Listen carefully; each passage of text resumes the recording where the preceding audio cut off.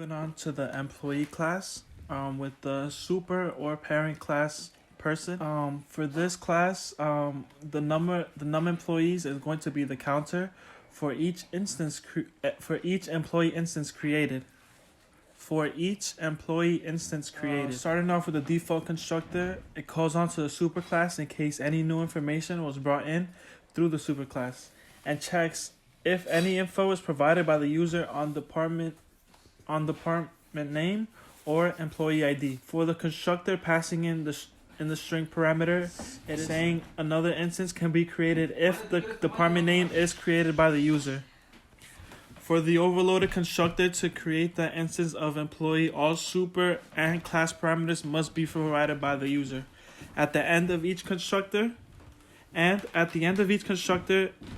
is increasing the counter, symbolizing that an employee instance was successfully created. Moving on to the public equals method on line 42. If this method is passing in object O, if this object is an instance of an employee, then we are able to compare if their parameters are the same. Once again, we must cast the object as an employee and then check if the parameters are equal. On to the toString on line 54.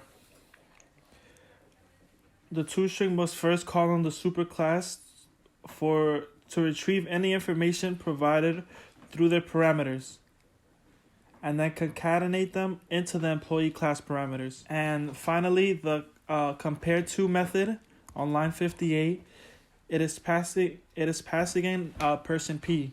It is comparing the person P that is being passed in, casting them into an employee to compare parameters, in which this case is going to be the employee ID.